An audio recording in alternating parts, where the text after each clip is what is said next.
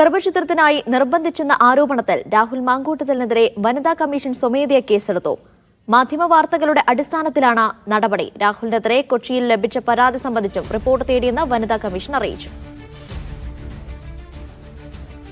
വിജൻ വായാന്തോട് വിവരങ്ങൾ നൽകും. വിജൻ, കേസെടുത്തില്ല എന്നായിരുന്നു ഒരു വിഭാഗം കോൺഗ്രസ് നേതാക്കൾ പറഞ്ഞിരുന്നത്. ഇപ്പോൾ വനിതാ കമ്മീഷൻ കേസെടുത്തിരിക്കുകയാണ്. തീർച്ചയായും അനീഷ, തുടർച്ചയായ കേസുകൾ കൂടി വരുന്നു രാഹുൽ മാങ്കൂട്ടത്തിൽ എന്നുള്ളതാണ്. അല്പസമയം മുമ്പ് പുതിയൊരു ശബ്ദരേഖയും അതിൽ വീണ്ടും ഗർഭചിത്രം നടത്താൻ ആവശ്യപ്പെടുകയും ഭീഷണിപ്പെടുത്തുകയും ഒപ്പം തന്നെ ആത്മഹത്യാ ഭീഷണി നടത്തുകയും ഒക്കെ ചെയ്യുന്ന രാഹുലിന്റെ ശബ്ദം അത് പുറത്തു വന്നതോടുകൂടിയാണ് കൂടുതൽ തെളിവുകളിലേക്കൊക്കെ കാര്യങ്ങൾ എത്തുന്നത്. അതോടനുബന്ധിച്ചാണ് രാഹുൽ മാങ്കൂട്ടത്തിൽ വാർത്താ സമ്മേളനം പോലും നടത്താതെ മാറിപ്പോയത്. അതിനിടെയാണ് നിലവിൽ വനിതാ കമ്മീഷനും ഇക്കാര്യത്തിൽ കേസെടുക്കാനുള്ള തീരുമാനത്തിലേക്ക് എത്തിയിരിക്കുന്നത്. സ്വമേധയാ തന്നെ കേസെടുക്കാനാണ് നിലവിൽ വനിതാ കമ്മീഷൻ തീരുമാനമെടുത്തിട്ടുള്ളത്.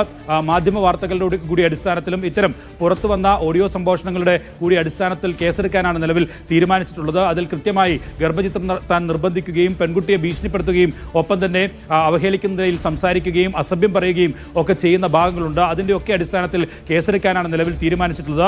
ഒപ്പം തന്നെ നിലവിൽ കൊച്ചിയിൽ വന്നിട്ടുള്ള പരാതി, ആ പരാതിയുടെ വിശദാംശങ്ങൾ കൂടി വനിതാ കമ്മീഷൻ ആവശ്യപ്പെട്ടിട്ടുണ്ട്. ഇതിൽ എന്ത് നടപടി സ്വീകരിച്ചു, ഏത് തരത്തിൽ കേസെടുക്കാൻ കഴിയുമെന്ന കാര്യത്തിൽ ഉൾപ്പെടെയുള്ള വിശദീകരണം നൽകാനാണ് നിലവിൽ ആവശ്യപ്പെട്ടിട്ടുള്ളത്. ഇങ്ങനെ കടുത്ത നിലയിലേക്കുള്ള ഒരു നടപടികളിലേക്ക്, നിയമ നടപടികളിലേക്ക് കൂടി രാഹുൽ മാങ്കൂട്ടത്തിനെതിരായ പരാതിയും ആരോപണങ്ങളും ഒക്കെ എത്തുകയാണ്. അതാണ് നിലവിൽ കണ്ടുകൊണ്ടിരിക്കുന്നത്.